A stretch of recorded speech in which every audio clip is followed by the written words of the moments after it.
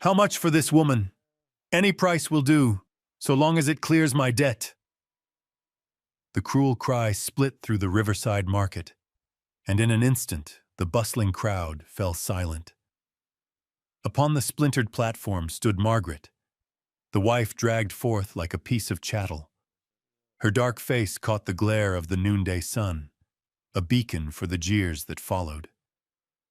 Laughter cracked sharp as whips, whistles rang coarse, and voices spat their mockery. $2 is plenty. She ain't worth more than a boot rag. Each word cut like a lash across bare skin, yet Margaret kept her chin lifted, her gaze unbroken, and not a single tear fell. Then, when the weight of humiliation seemed enough to crush her, a voice rose clear above the din. $500. The silver struck the wooden stand with a heavy clang, echoing like a shot, shattering the laughter and leaving in its wake a silence brimming with questions none dared answer. Why would a man throw away his fortune for what the whole town had branded worthless? The Riverside Market in Colorado Territory was always a noisy affair come September mornings. Stalls crowded tight with apples, corn, jugs of whiskey, and tanned hides pressed the square into a living, breathing knot of barter and gossip. Men lounged outside the saloon, smoke curling lazy from their lips. Women in long dresses carried baskets of dried corn, their glances sharp with both curiosity and caution. Children darted between legs, chasing the promise of molasses candy from a peddler's cart. But this morning, all motion stilled when Harold Jennings mounted the wooden platform at the square's center. Harold was a big man gone soft, his face blotched red from whiskey, dragging his wife behind him as though she were a sack of grain. Margaret Hale stumbled when he flung her forward, nearly tumbling off the edge of the stage. A murmur rippled through the crowd. What in God's name is he doing? Surely not. Lord above, that's his wife. Harold threw up his hand, his voice slurred yet cutting clear. How much for this woman? She ain't worth a damn to me anymore. Any price so long as it pays my debt. The marketplace roared alive. Folks knew Harold for his gambling and his debts, but no one had reckoned he'd stoop so low as to auction off his wife like livestock. Laughter broke first, sharp and cruel. He's lost his wits, someone barked. Another sneered. Or drunk so deep he'll sell the clothes off his own back. The talk soon turned to open mockery, the kind that leaves scars. A black woman. $2, that's plenty. What use would she be? Just another mouth to feed. Pay me instead, and I might haul her off. The jeers caught like wildfire. Fingers pointed, whistles shrilled, voices sharpened into a storm of ridicule. Margaret stood straight, wrapped in a faded brown dress, shoes worn thin at the heel. Her skin, dark and gleaming beneath the noon sun, marked her out all the more. Hair plaited neat at the nape. Her eyes burned steady without tears. Years of Harold's fists and drunken insults had taught her the strength of silence. Her chin lifted, not in defiance, but so she would not bow. To some it looked like pride. To others, insolence. The laughter cut deeper, harsher.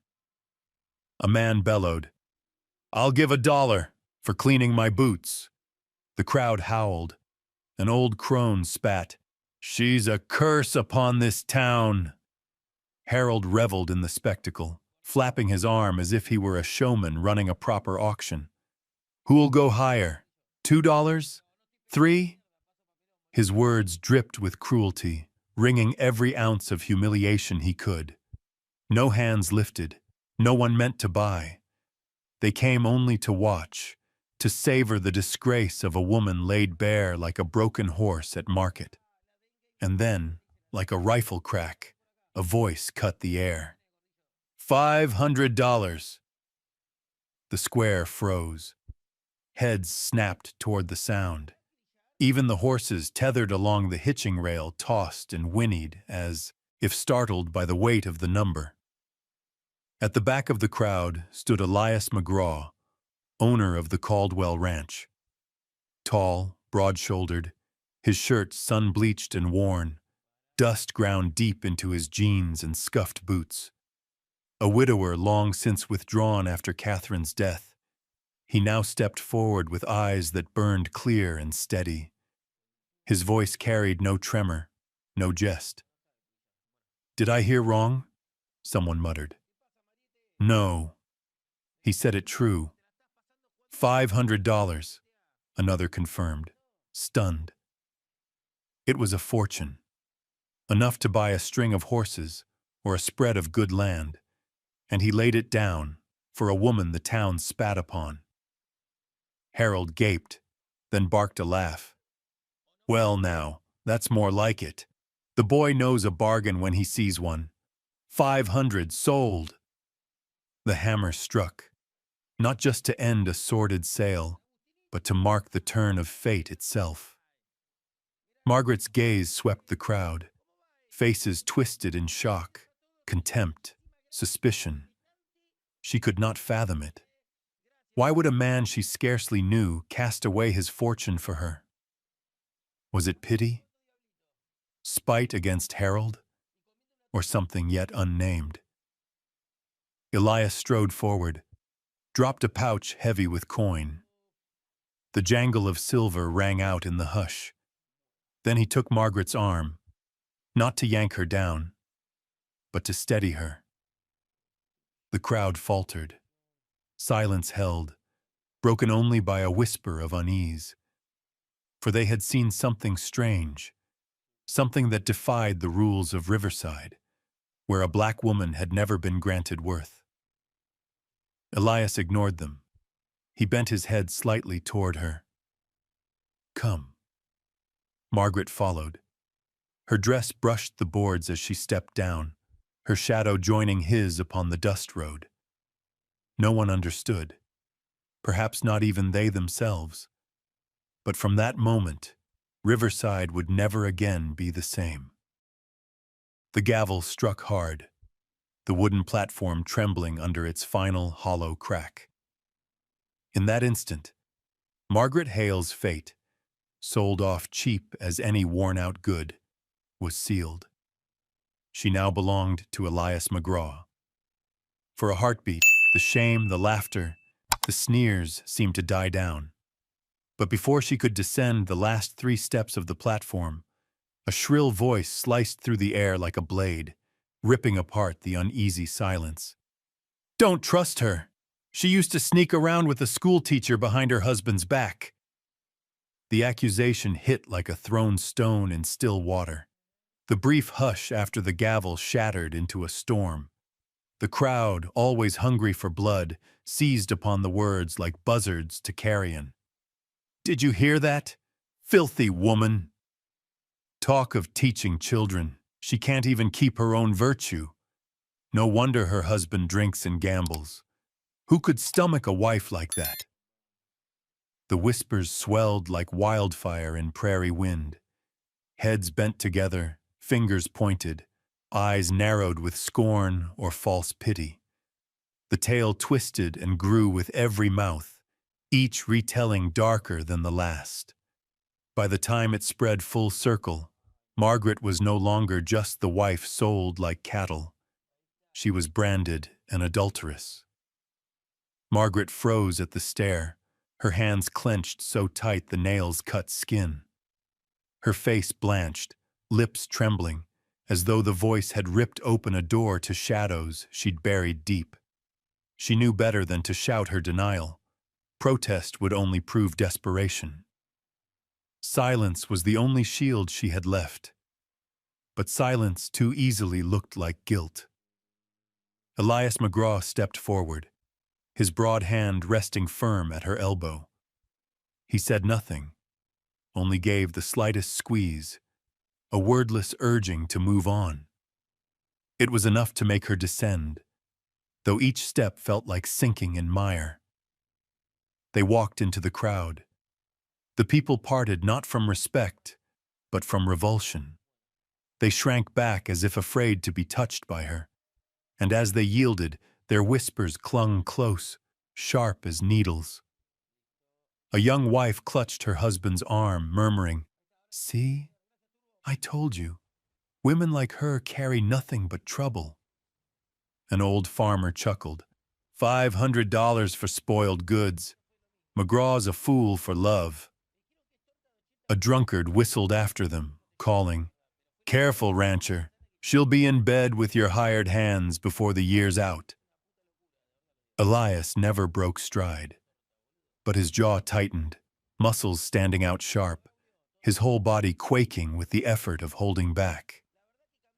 He knew if he turned, his fists would answer what words could not. Yet he also knew the truest blow was restraint. Let silence harden into steel. Margaret dared not raise her head. She fixed her gaze on his dust-caked boots, forcing her steps to match his. Her heart pounded with a shame that was part memory, part despair. The accusation was not new. Boston still haunted her nights, shadows that prayer could never banish. And now one shriek in the market had made all her secret prayers into ash. At the hitching post, the voices still rang behind them. Margaret paused, drawing a deep breath to steady herself, though inside the words burned like a brand. Sneaking with a schoolteacher. Betrayal. Filth. Elias lifted her onto the horse, then swung into the saddle behind her. Without a word, he snapped the reins, and the animal bolted toward the open road. Hooves thundered, dust rose thick, the crowd's noise fading in the wind. But to Margaret, the taunts did not fade. They clung, whispering close to her ear as though carried on the very wind. She shut her eyes, fighting back the tears. She feared if Elias saw them, he might believe the slander, that she wept because truth had been laid bare. She wanted to keep the last scrap of her pride, even if it was hollow. Elias, close behind, felt the tremor in her frame, but words never came easy to him. He was a man of cattle and soil, more at home with silence than grief. So he held the reins tight, driving the horse onward, as if speed itself could outrun poison. When the edge of town gave way to prairie, Elias glanced back. A handful of men still lingered at the square, their eyes fixed on him, not laughing now, but heavy with contempt, curiosity, and something darker. He understood then. The seed of suspicion had been sown. It would root deep, sprout wild, and would not be pulled out easy. Margaret knew it too. In the heavy silence between them, she understood she had only traded one hell for another, this one built of whispers and fire ready to consume her again. Yet, buried deep, she clung to one small light, that this time a hand had caught her at the elbow, steadying her descent from the scaffold. And perhaps, just perhaps, that hand would not let go when the flames closed in. They rode on, two figures swallowed by the dust road stretching toward the plains. Behind them, in the alleys and shadows of Riverside, the shrill cry still echoed, stamped into every memory that bore witness. "Don't trust her! She crept with a schoolteacher behind her husband's back." One voice, one blade, enough to mark Margaret Hale in the eyes of a town. And from that moment on, her true battle began, not against shackles of iron, but against the long, unyielding darkness of rumor. By late afternoon, Elias guided the horse off the dust road and down into the valley, where Caldwell Ranch lay spread wide like an island of life. Along the sloping hillsides, the grass was greening again after a harsh summer. In the distance, a band of horses ran, hooves striking up a mist of dust that shimmered beneath the setting sun. The main house stood ahead, pine timbers weathered, the old shingle roof worn but sturdy, rising firm like a sentinel that had withstood many storms. Margaret rode behind him, hands gripping the saddle tight. She had passed under many roofs in her life, but never one that received her with such steady, wordless calm. Each hoofbeat seemed to echo in her chest, reminding her she was no longer a chattel upon a block, but a woman standing before an unopened threshold. Still, the venom of that morning's accusations coiled around her mind like smoke that would not clear. The horse stopped at the porch. Elias dismounted first, then reached up his hand. His grip was steady, neither harsh nor careless, just enough to keep her from faltering. Margaret's worn shoes touched the earth. She lifted her gaze and saw Caldwell Ranch fully. Fences straight and firm, the stable and barn, the shadows of hired men glancing over with looks that mixed curiosity and caution. They knew her, or at least they knew the story whispered in town. None spoke. Elias led her up the steps. The door swung open to the scent of dry timber and hearth smoke. Inside, the main room stretched wide, sunlight pouring through the windows onto dark boards. A long table dominated the center, chairs gathered near a stone fireplace. It was no place of luxury, but it carried a weight of shelter, as though the house had been built not to boast, but to endure. Without pause, Elias mounted the stairs, gesturing for her to follow. The hallway was narrow, lined with a few old photographs and a rifle long polished by years of use. At its end, he opened a small room. "Here," he said, voice rough but certain. Into her palm he placed a small iron key. "The door locks. It's yours." Margaret stood frozen. In Jennings's house, she had never once held a key. Every door there was closed against her, none belonging to her keeping. Nights had been locked from the outside. Mornings opened only to command her labor. Now, a simple key lay in her hand, yet it weighed like a mountain. She trembled, pressing the cold iron against her skin, her heart reeling. The room held little: pale pine walls, a small window opening onto open sky, a narrow bed dressed in clean white linen, a low table beside a single chair. Sparse yet bright. Quiet. It was a beginning so simple it felt strange. Margaret set her hand upon the window frame. Evening light struck her face, and for the first time since the market she felt unseen, not judged, not branded, merely a woman standing within her own four walls, free to close the door and breathe without fear. Yet even that freedom carried fear of its own. A door could guard, but it could also imprison, should the hand that gave her the key one day turn against her. Was this liberty, or another cage in finer dress? Elias offered no more words. He only nodded and stepped away, his heavy boots fading into the hush. Margaret sat on the bed, the key clutched still in her hand. The timber creaked beneath her weight.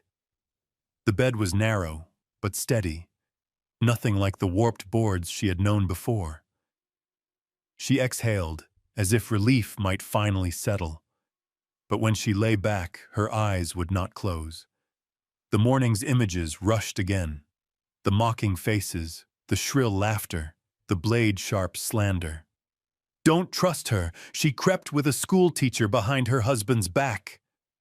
The words clung like a brand. Freedom. No lock could keep whispers from slipping through cracks to wound the heart. She rose, set the key into the lock, and turned it. Click. The sound echoed in the silence. She tested it, opening, closing, locking, unlocking, again and again, until her hand grew tired, as though that small sound was the only proof her choice was real. Outside, the sun sank beyond the mountains, painting the sky in fire.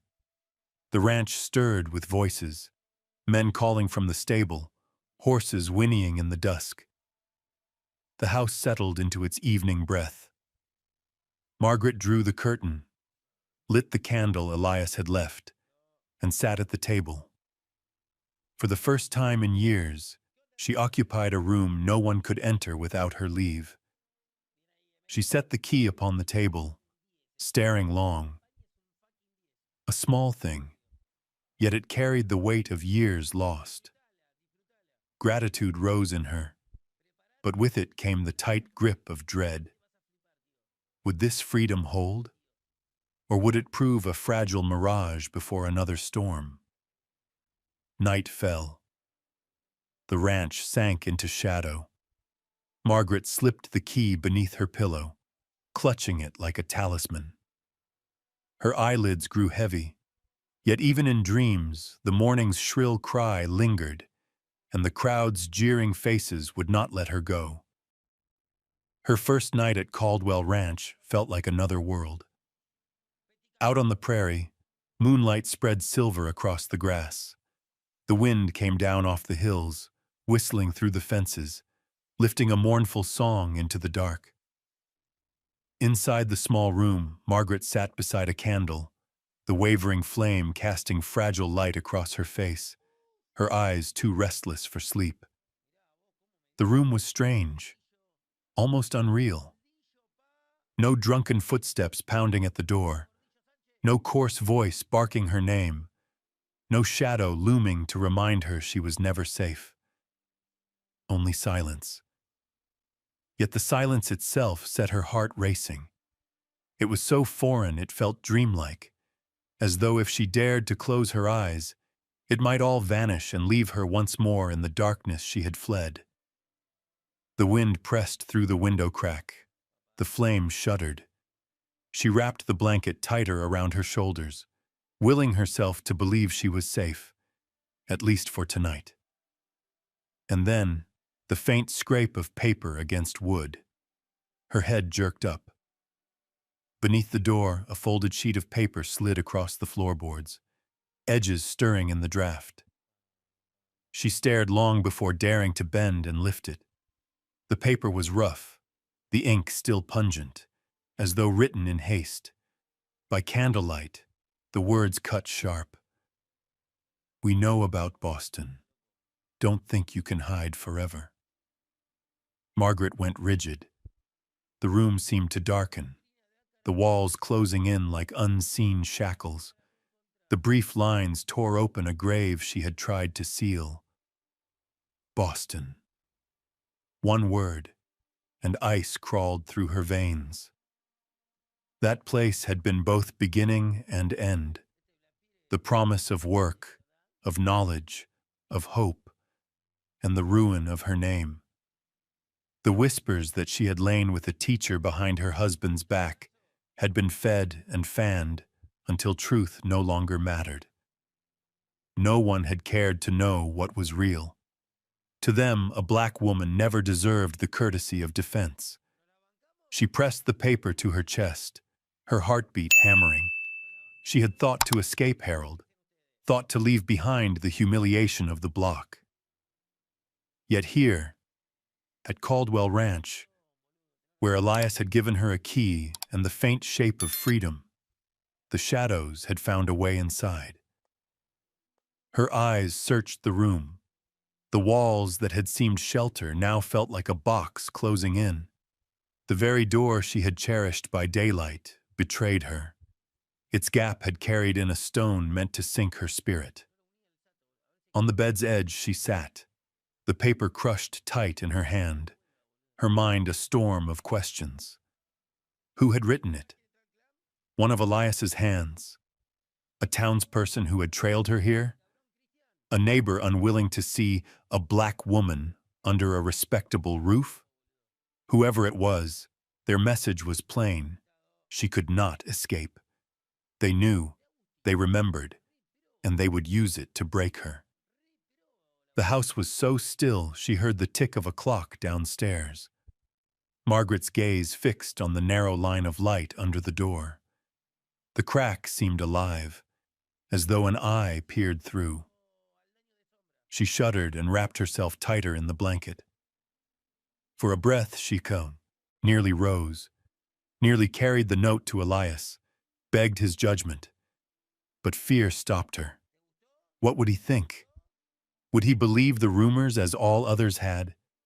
And if he stood by her, would it only drag him into the endless storm where no proof mattered against the venom of a town's tongue? The ink smeared against her palm as she held the paper tighter. She longed to tear it, feed it to the flame, watch it curl to ash. Yet her hands would not move.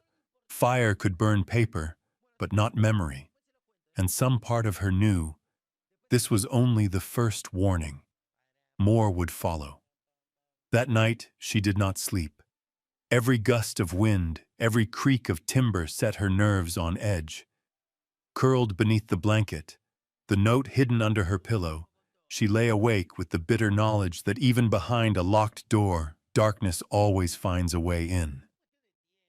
Word that Harold Jennings had filed suit spread through Riverside in a matter of days. He demanded the annulment of what he called an illegal debt sale, declaring that Margaret was still his lawful wife and could not be treated as property to be bought and sold. Folks muttered over it. Some scoffed at a drunkard neck-deep in debt making such a bold play, but others nodded grimly. Law's law. He just might win. On the day of trial, the Riverside courthouse overflowed. Townsfolk and farmers alike pressed in, eager to witness the end of a scandal that had set the community buzzing for weeks. They crowded onto the hard benches, breath hot in the air, the creak of wood louder than whispers. Margaret sat in the back beside Elias.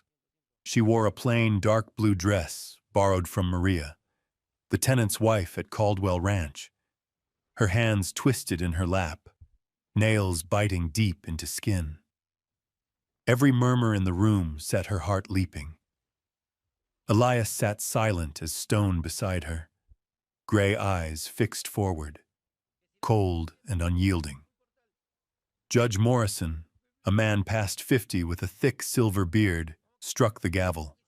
Its crack silenced the hall. Harold Jennings slouched in the plaintiff's seat, clothes rumpled, eyes bloodshot. He smiled as if already victorious, glancing around to remind all he still had sway. The first called to the stand was Margaret Hale. A wave of whispers rose as she stood. Heads turned, gazes ranging from pity to scorn to curiosity. Her legs trembled, yet her chin lifted. At the witness stand, her hand touched the cold wood, her body shaking, but her eyes held steady. Elias's lawyer, Richardson, spoke in a low, sure voice. "Tell the court about your life with Harold Jennings." Margaret drew a deep breath, her voice hoarse with strain. "I lived in his house for 3 years. 3 years in which I could not leave without permission. My door was locked each night. I was treated as property. I had no choices, not even over my meals." The crowd stirred. Some frowned, others shook their heads. A woman whispered, "Sounds like a tale made up to win pity." Another replied, "Look at her face. Does she seem like she's lying?" The divided voices clashed like shards of glass in the air. Margaret pressed on, her voice growing firmer. "He sold me on the wooden block, as one would sell a horse. I had no right to say no. I could only stand and wait for others to decide my fate." Harold shot to his feet, slamming his hand on the table. "Lies! It was a bluff. No one truly thought it real." Judge Morrison pounded the gavel. "Order! The plaintiff will sit." The uproar died, leaving a thicker weight behind. Margaret met Harold's eyes, her own stripped of fear, hardened by years of pain. Richardson asked, "During your years with Mr. Jennings, did you ever possess the freedom due a lawful wife?" Margaret answered plain, "No, I never once had freedom." The words fell like a blade, sending a ripple through the room. A few women bowed their heads, lips pressed tight. They knew such chains, though few dared name them. Harold's attorney rose, thin and sharp-voiced. "The witness speaks only from emotion. Where is her proof? Who saw these locked doors? Who saw these bruises? Without evidence, her words are no more than fabrication to justify Mr. McGraw's unlawful act." Again, the crowd swelled in debate. "He's right. Without proof, how can we trust her?" one man said. Another sighed. "But she speaks too clearly. Who would risk lying here?" Margaret heard it all, the buzzing drowning her ears. Her chest tightened, yet her voice held. "I have no papers to show, but I have scars. Bruises on my wrist, the scar on my shoulder, the nights I cried for help and none came. That is my proof, believe it or not." A hush fell. For one rare instant, her words rang unbroken, forcing every listener to face them. Then, from the rear, a dry laugh cut the silence. A black woman's tale, always begging for pity. The chuckle spread, faint but sharp enough to tilt the air. Margaret gripped the stand, nails sinking deep, but her eyes did not waver. She had known these words before, from Boston to Riverside, from lecture halls to auction blocks. Voices had always tried to choke her silence into consent. But not today. "They may laugh," she said, her voice carrying clear, "but I know how I lived, and I swear before God, what I speak today is the truth." Judge Morrison studied her long, his eyes heavy. At last he nodded slowly and set pen to record her words. Behind her, Elias's hand clutched the bench. To him, Margaret stood tall, her voice ringing with defiance, no longer the trembling figure he had steadied from the auction block. He saw in her the core of pride that no jeer could break, a fire burning bright in the crowded hall. Yet Harold only leaned close to his lawyer, smirking, whispering, his eyes sweeping the room in mockery. To him, her words were only the opening volley in a long war. The gavel struck again, closing her testimony. Margaret stepped down, her legs weak, but her gaze still steady. Whispers rose once more, wave upon wave, uncertain if they spoke of admiration or doubt. The trial stretched ahead, but in that moment Margaret had laid a stone that no rumor could easily bury.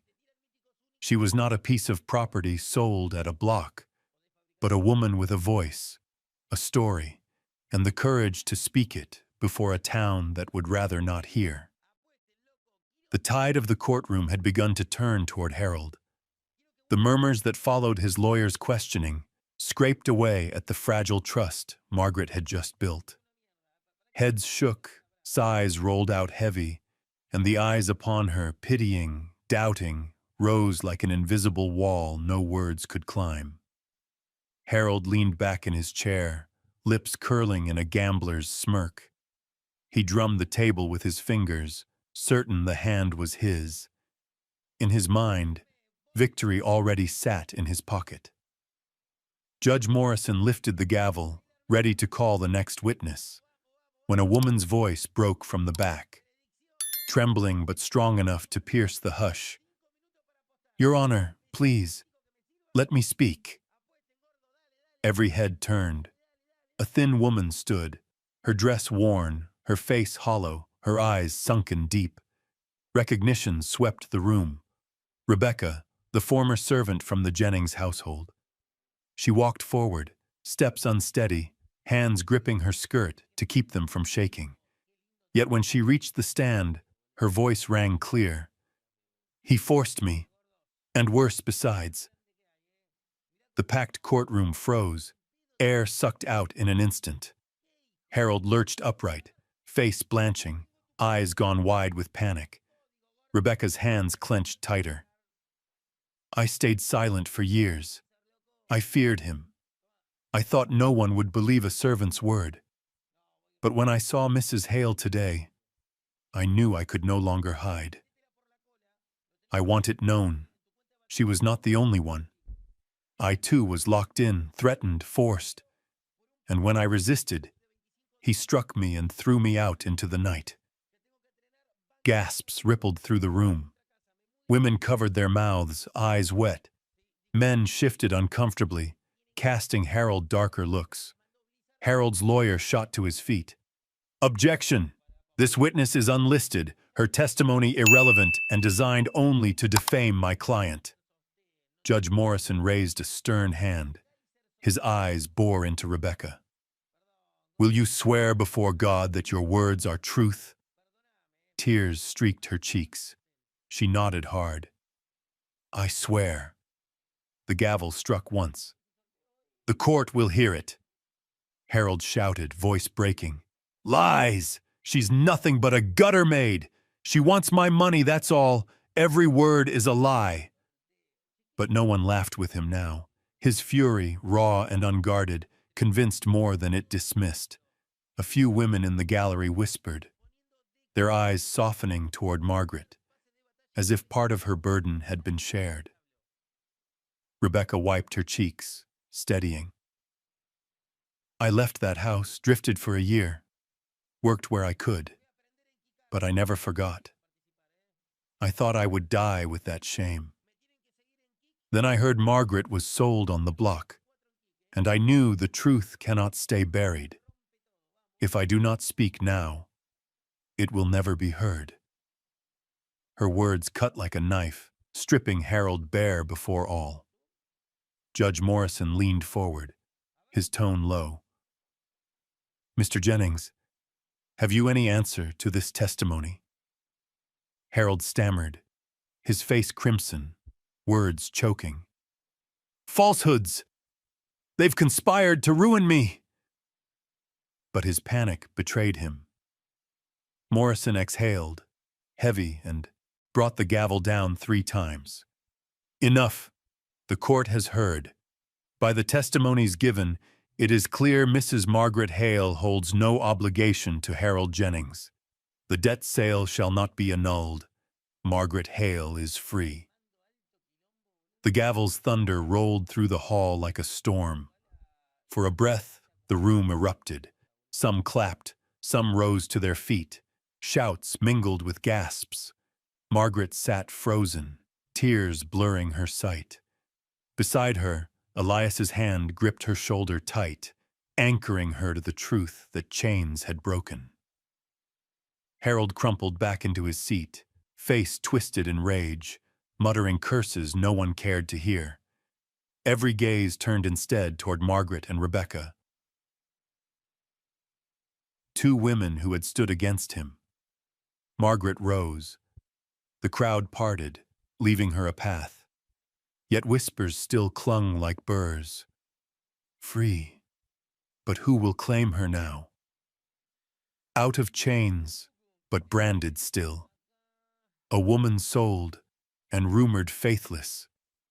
She heard every word. Each one fell like a stone into her heart, rippling the fragile waters of her victory.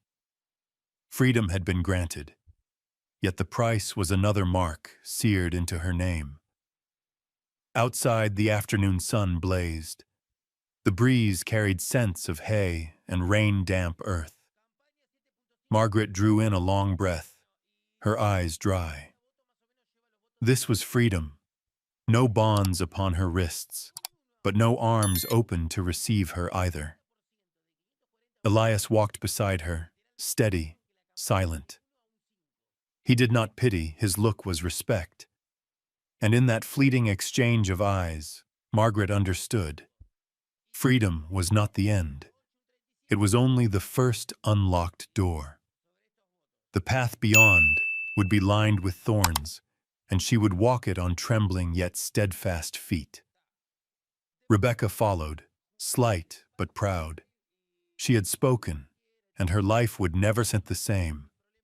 But for the first time in years, she smiled, for the weight she carried had been lifted.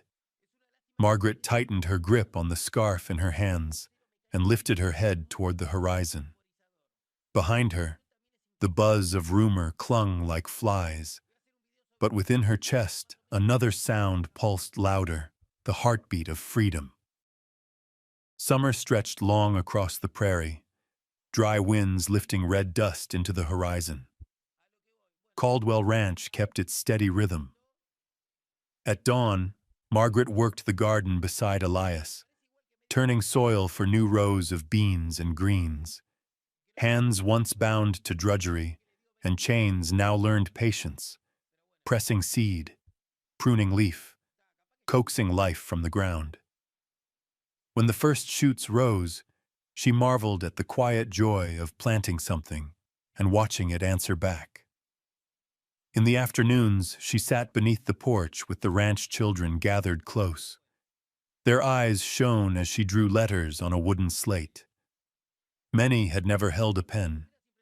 Their fingers shook, ink smudged, but their voices rang with eagerness. Each syllable read aloud brought a small radiance to their faces. To them, Margaret was a lantern. To Margaret, their halting words proved she was no longer only a name spat out in scorn.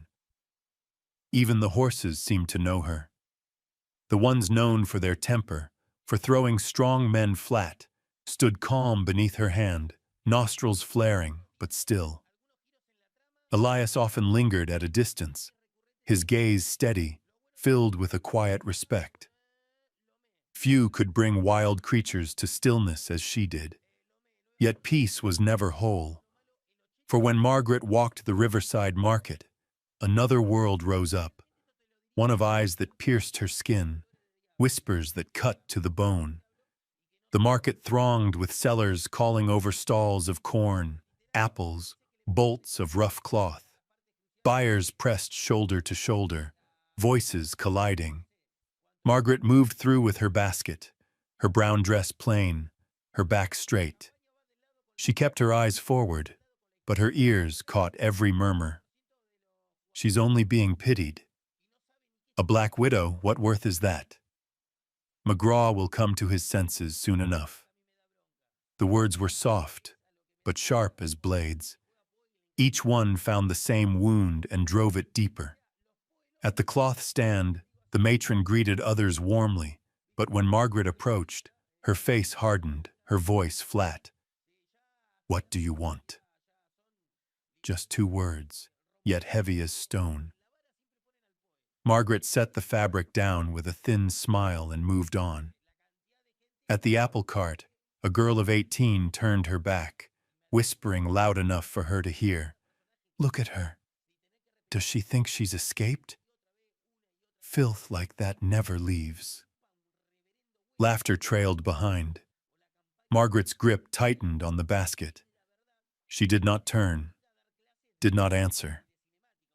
To resist would brand her defiant. To be silent made her complicit. Either way was a trap she knew too well. By the time she left the market, the sun had begun to fade. She carried only a few greens, a sack of flour, hardly worth the cost of each word that had pierced her on the way. At the ranch gate, she saw Elias with Diego, the longtime foreman, discussing the new herd. Elias glanced her way and gave a nod. So small a gesture, yet it carried respect. She returned the smile, masking the sting in her eyes. Inside, the kitchen smelled of cornbread Maria had baked. Margaret set the basket down, pressed her palm to the cool grain of the table, reminding herself, this was home. At least here, she need not beg to belong. But she knew Elias could not shield her always. Beyond these fences, The eyes still followed, the whispers still sharpened. To Riverside she was still a shadow, black, tainted, never enough. The judge's gavel might have set her free, but no sound could silence the tongues of a town. That night she sat alone on the porch. Moonlight silvered the young rows of vegetables. Crickets thrummed in the grass, the wind moving soft across the fields. All was quiet, but the voices from town still echoed. She remembered Elias's eyes, the way they had watched her soothe a wild horse. No pity, no contempt, only recognition. Could such a gaze outweigh the poison of whispers? Would there come a day she walked through Riverside without hearing knives in every word? Margaret drew her shawl close. She knew the town would not forget easily. She did not crave pity, only the chance to stand with dignity, to return from market without eyes wet, without hiding it from Elias. The night wind carried the scent of watered earth. Margaret closed her eyes, whispering to herself. Tomorrow she would plant again, teach the children, press her hand to a horse's mane. She could not stop the whispers, but she could grow seeds, and maybe those seeds would be her answer. Far off, dogs barked. She opened her eyes, and the old fear welled up. In the dark, she thought she saw shadows laughing, lips mouthing rumor without end. She held her shawl tighter and murmured within, "One more day. Only one more day to keep standing." The autumn banquet in Riverside was the town's grand occasion, a night for flaunting prosperity. Inside the wide timber hall of the old church, oil lamps burned high, their golden glow spilling across silken gowns and pressed vests. The piano trilled lively, mingling with laughter and the clink of glasses. Margaret stood in a shadowed corner, a cup of cider held close. Her dress, pale beige and simple, had been stitched by Maria from leftover cloth. Among the whirl of satin and lace she was a silhouette. Elias could hardly move without being stopped, greeted, offered a drink. Yet every so often his gaze sought hers, pausing as if to say, "I see you here." But even his steady glance could not shield her from the tide of rumor swelling through the hall. At its center glided Mrs. Whitaker, the wealthiest woman in the county. Dressed in deep violet stitched with silver thread, a string of pearls heavy at her throat, she moved with the confidence of one long accustomed to being listened to. And wherever she passed, whispers flared. Standing with a circle of women by the supper table, her voice cut sharp, pitched just high enough for all to hear. Elias McGraw will never wed Margaret Hale. A prosperous rancher needs a proper white lady, refined, respectable, not a black widow dragging scandal behind her. The words struck like stones cast upon water, ripples spreading fast. Women muffled laughter behind gloved hands. Young girls flushed pink with glee, and men nodded, half in agreement, half uneasy. The sentence landed squarely upon Margaret, though Mrs. Whitaker never once turned her head. Margaret's hand shook, cider nearly spilling.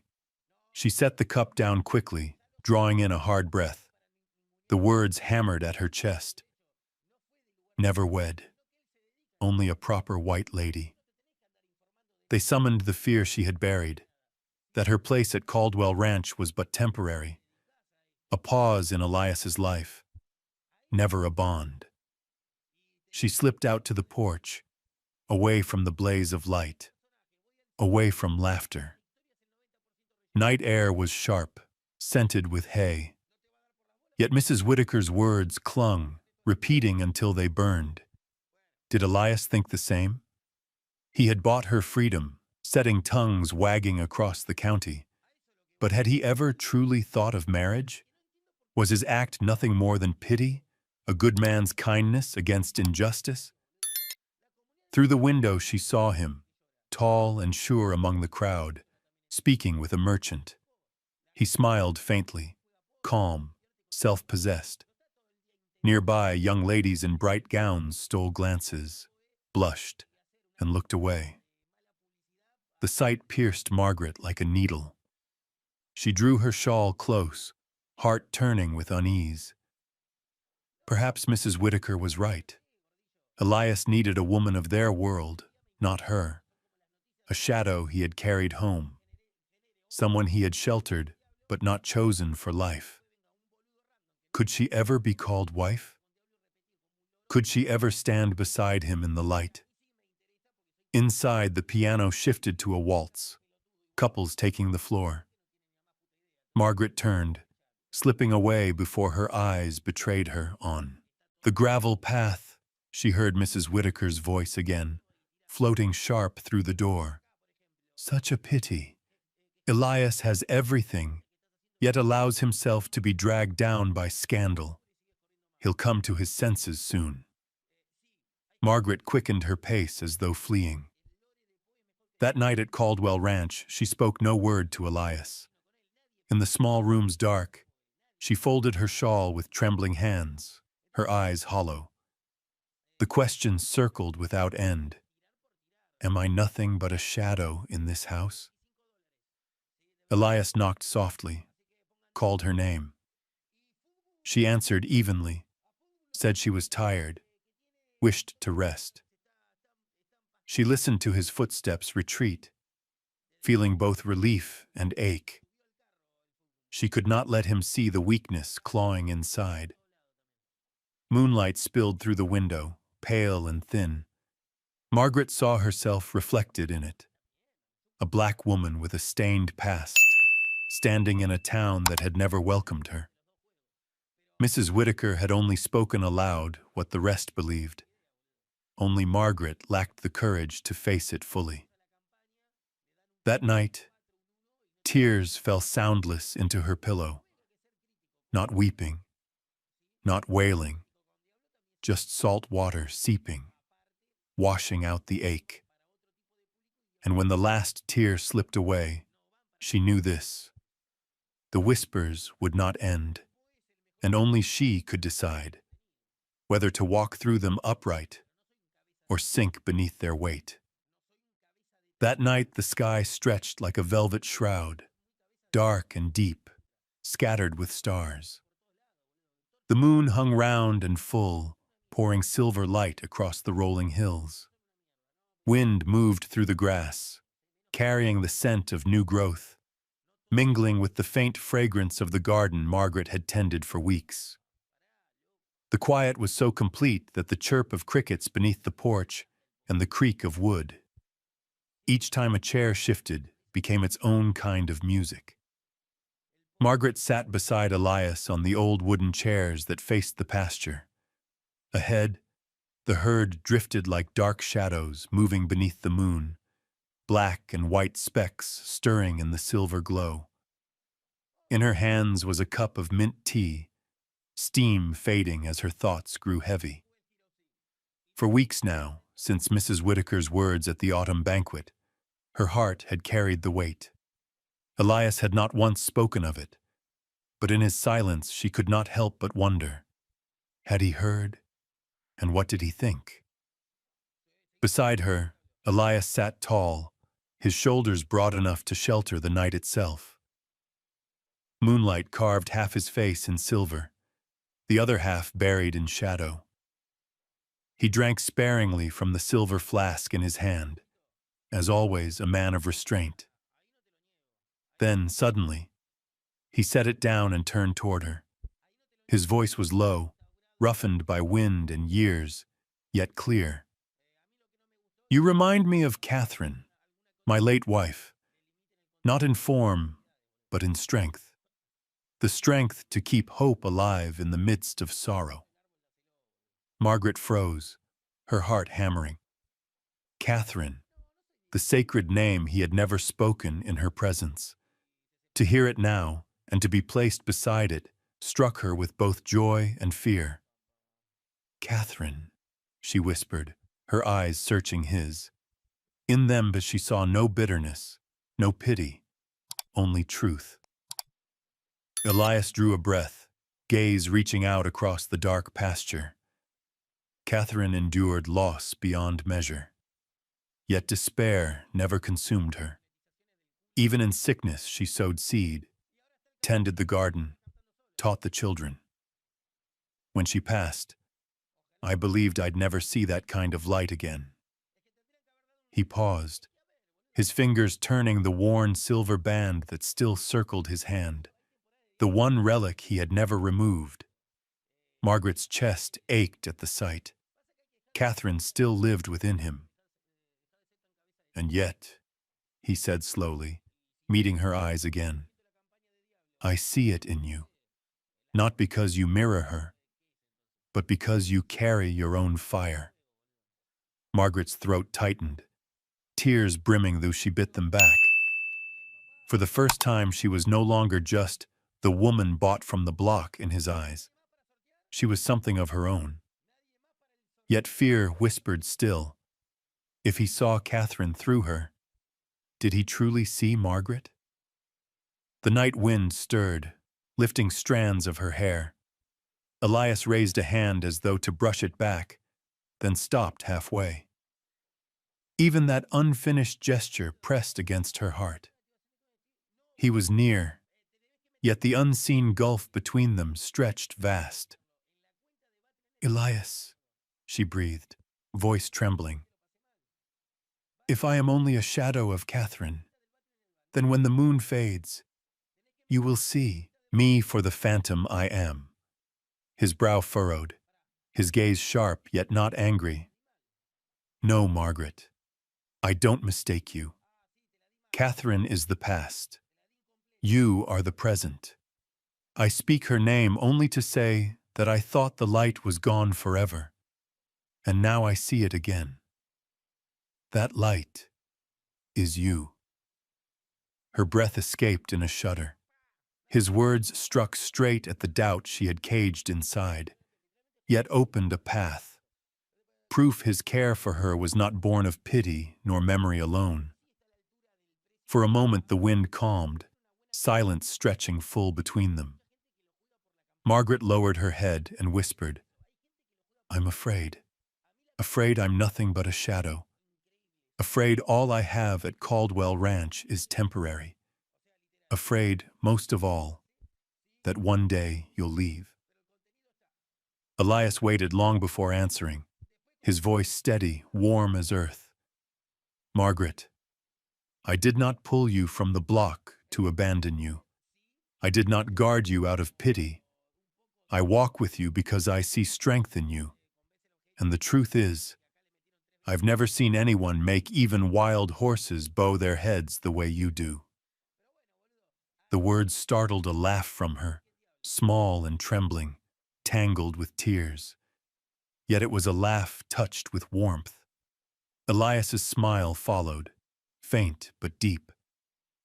They sat that way for a long while, silence neither heavy nor forced. Moonlight spread across the porch, their shadows stretching long down the steps. Wind rippled through the fields, cattle lowed in the distance, and the beat of their hearts wove into the hush. When night drew late, Margaret rose, steadying herself with a hand on the chair's back. Before stepping inside, she turned once more. Elias remained seated, half in light, half in shadow, yet his eyes burned with resolve. That night, long before sleep came, his words circled in her mind. That light now is you. And for the first time in many months, she allowed herself to believe the light was not a mirage, but real, guiding her through the silver night. News of visitors from San Francisco arriving at Caldwell Ranch on a late autumn morning rippled through the household like a struck chord. It was none other than Margaret Sullivan, sister of Catherine, Elias's late wife. With her came her daughter, Emily, a radiant young woman of 22, blooming with the confidence of city grace. The carriage rolled to a stop in the yard, wheels dusted from the long road. Margaret Sullivan stepped down first. Tall, silver streaks in her hair swept back neatly, her eyes sharp as cut glass. Then Emily followed, skirts of sea-blue silk fanning as she moved, smiling bright as morning sun, eyes sparkling as she curtsied with practiced charm. Margaret Hale stood at the porch steps, her hand stiff at her side. The shared name pressed on her like a stain across clean cloth. Here was another Margaret. This one adorned, commanding, unquestioned. That evening, supper was set in Caldwell's great room. Oil lamps burned high, the smell of roast mingled with wine. Diego and Maria served with care, yet the air around the table was thick with an unseen weight. Margaret Sullivan claimed the place of honor opposite Elias, her gaze drifting often, piercing, to Margaret Hale. No insult was spoken, yet the silent appraisal stripped more than words could. Emily, seated beside Elias, laughed lightly, engaging him in steady talk of cattle and crops, her eyes lit with admiration at every word he spoke. At the far end, Margaret Hale sat quiet, her plain dress fading into shadow. She lowered her eyes to the plate, chewing tasteless meat, while laughter and voices moved like a circle that never opened to her. When the wine was poured, Margaret Sullivan's voice cut soft but sharp. "Elias, you still remember what Catherine wished for you, a family worthy of you, do you not?" Elias set down his glass, his eyes calm though his mouth drew tight. "I remember." Emily tilted her head, golden hair slipping against her shoulder, her smile poised. "And surely a ranch like Caldwell deserves a lady fit to guard its good name." Each word struck Margaret Hale like a chain pulled tighter. Her fingers knotted the napkin in her lap, fear pressing down until it nearly crushed her chest. Then, sudden as a crack of thunder, Elias rose. His chair groaned against the floorboards, and silence fell. He lifted his glass, his voice low but resonant across the room. "I want it known. I am betrothed to Margaret Hale." The words crashed through the room like a storm. Emily froze, her smile breaking. Margaret Sullivan's brow arched, fire sparking in her eyes. Diego dropped a spoon. Maria's mouth fell open. At the far end, Margaret Hale trembled, her eyes wide, uncertain if she dreamed. For a breath, the room stood breathless. Then whispers surged like a spreading crack. Emily looked down, her cheeks burning crimson. Margaret Sullivan set her glass upon the table with a ringing clack. "You say, betrothed?" Her voice was steel. Elias met her stare without flinch. "Yes, Margaret Hale is the woman I have chosen." The room seemed starved of air. Light from the lamps glared harsh, throwing the moment into sharper relief. For the town beyond these walls, it would be a shock. Margaret, once mocked, whispered about, dismissed as nothing, now named openly, placed before Catherine's kin as equal, as bride-to-be. At the far end, Margaret Hale sat rigid, her heart storming. A flood of release washed through. Elias had chosen her, not as shadow of Catherine, but in her own right. Yet dread rose too. Such a declaration would mark her a target fiercer than ever before. Margaret Sullivan's eyes bore into her, cold with contempt, edged with doubt. "Do you know what you're doing, Elias? You set the McGraw name in the hands of a woman, with a past you cannot deny." Elias's voice held steady. "I know. And I need no reminders. Her past does not define her present. Margaret Hale is worth as much as any at this table. A silence cracked open. Emily pressed her lips tight, then rose, bowing her head slightly toward Elias. "Congratulations, Uncle Elias," she said softly. In her bright eyes lingered not scorn, but sorrow. Supper ended under heavy quiet. Yet as guests departed, whispers already spread, fast as fire through dry grass. By dawn, the whole of Riverside would know.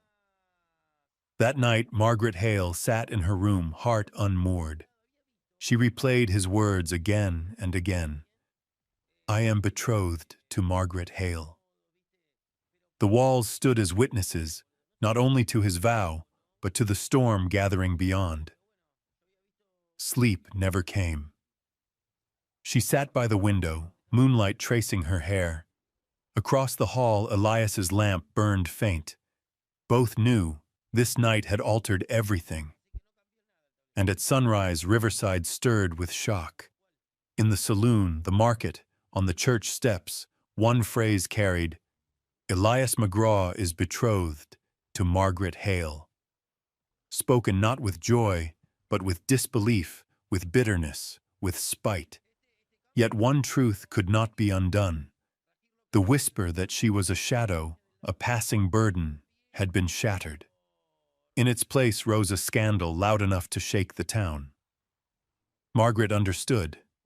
Her battle had only just begun. That spring came early, gentle as breath, spreading green across the foothills and painting the slopes with wildflowers. Not roses of grandeur, nor orchids of rarity, but small blossoms, yellow, purple, white, woven together in the wind. Yet it was those humble blooms, simple but unyielding, that became the backdrop for Margaret Hale's most sacred day. That morning, Caldwell Ranch stirred with a busyness it had never known. Women of the community rose before dawn to finish her wedding dress, each stitch laid with blessing. It was no silk brought from the city, but homespun cloth bought from the market, washed, dyed, and sewn with care. When Margaret stood before the wooden mirror, she saw a woman in a plain white gown, not dazzling, yet her eyes shone with a light no fabric could grant. Behind her, Maria placed a hand on her shoulder and whispered, "Margaret, today you do more than enter marriage. You stand before the whole town, proof that a black woman once despised can be chosen and loved." Margaret's heart trembled. Fear remained, but pride pressed close beside it. She remembered the cruel whispers in the marketplace, the thin smiles at Mrs. Whitaker's banquet. All of it fell away, leaving only the path ahead, the flower-strewn way that led to a wooden altar beneath the mountain's shadow. The town gathered, children and elders, those who had mocked, those who had never spoken to her. They stood in a circle, watching. No one laughed. No one whispered. The air itself seemed to bow in reverence. Elias stepped forward, broad-shouldered in a black vest, worn but clean, collar white as snow. He bore no gun at his side, unusual for a rancher, for on this day, no weapon was needed to prove his worth. When his eyes found Margaret, walking steady down the aisle of wildflowers, he bowed his head as if receiving something sacred. Each step she took pressed the past into the earth, pain and hope alike. Her dress brushed against grass, her hair bound simply, loose strands trembling in the breeze. She was no bride of finery, yet to those gathered, her beauty surpassed all satin veils. The pastor's prayer was plain but strong, weaving with the spring wind. When he asked, "Elias McGraw, do you take Margaret Hale in hardship and in joy until the end of your days?" Elias's gaze held hers, his voice resolute. I do. When the same question came to Margaret, her throat caught, but her eyes burned bright. I do. No rifles cracked, no brass horns blared, only a rising murmur of clapping, swelling into a roar that rolled across the valley. Children scattered petals of wildflowers. Old men brushed tears from their eyes, and those who once scoffed now bowed their heads. The feast was no banquet of wealth. Roasted meat, cornbread, apple cider shared from many hands. Music came not from orchestra, but from the guitars of ranch boys, their voices raw and strong, carried over the hills. Yet it was this simplicity that made the Haiswang moment holy. It was not merely a marriage, but a witness that love could break prejudice, that courage could bend the gaze of a town. Margaret sat among women who once held her at arm's length. Now they laughed with her, breaking bread side by side. Maria pressed a bundle of wildflowers into her hands and whispered, "You are the most beautiful bride I have ever seen." Margaret laughed through tears, for the first time not as a shadow, but as part of this place. At sunset, Elias and Margaret stood together, watching golden light wash the hills. Behind them, laughter rose, but between them stretched only quiet peace. He clasped her hand. No need for words. That grip told her plainly. This was no pity, but choice. Choice made before all, choice that could not be undone. Later, as night fell and the crowd dispersed, campfires glowing faintly, Margaret sat on the porch, her gown still scented with grass and bloom. Elias came beside her, his hand finding hers. "Margaret," he said softly, voice caught in the night wind. "Today was not only our wedding. Today the whole town saw what I have always known, that you are not only worthy, but mine, chosen before them all." Margaret turned, tears glimmering in moonlight. "Are you certain, after all they've said?" Elias nodded, eyes unwavering.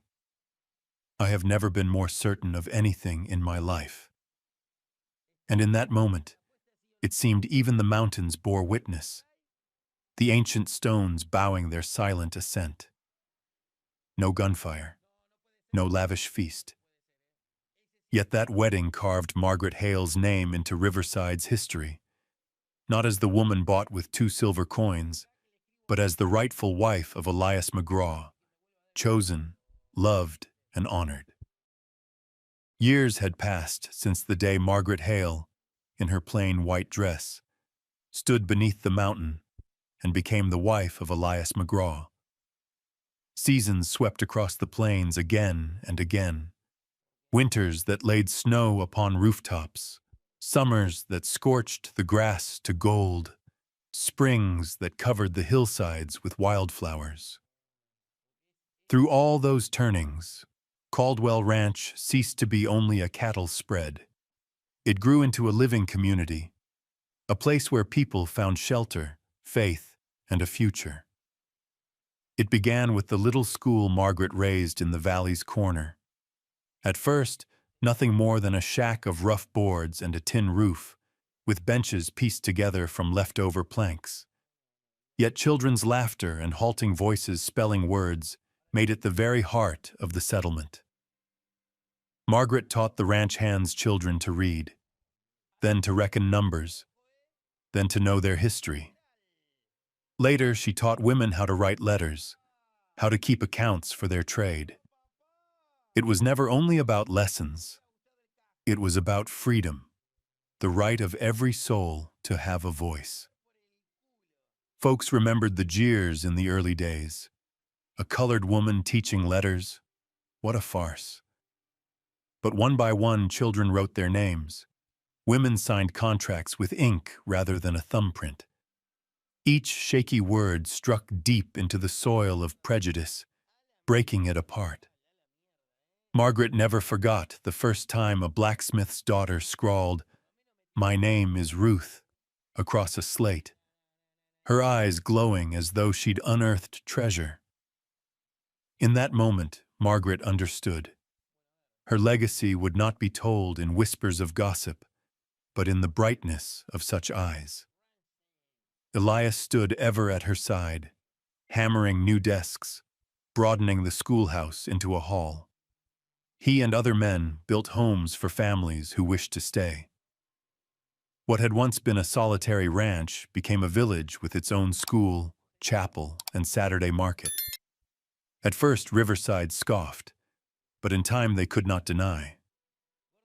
Where once they sneered, a black woman worth only 2 silver coins, they now spoke of her by another name, the woman who raised a school upon the prairie. Children grown from that school carried her gift far. Some became doctors, some lawyers in Denver, some returned to marry and raise families under Caldwell's sky. All of them held in memory the woman who placed the first pencil in their hands, who believed they deserved more than hardship. Not only children, but women of the valley, too, found strength in her. They remembered evenings by lamplight, Margaret reading aloud, scripture, or a rare novel mailed from the East. For them, those words were not just stories, but doors opening to a wider world. Years gathered upon Margaret and Elias alike. Her hair silvered, her hands grew calloused from chalk and garden soil, and holding her children close. They had 2, a son who carried on the ranch, a daughter who carried her mother's calling, standing before the blackboard to guide another generation. Once, on a quiet, conte evening, Elias chuckled as they sat on the porch. "Seems 2 silver coins bought us a whole legacy." Margaret's eyes glistened as she clasped his hand. "No, Elias, you never bought me. You gave me a chance. And from that chance we built everything together." In time, people no longer recalled clearly the laughter that once mocked her, nor the contempt that once trailed her name. What they remembered was the bride who walked a wildflower path, and later, the teacher whose voice rang out steady in a wooden schoolhouse. Margaret knew her true legacy was not merely her marriage, though love with Elias was the seed of all.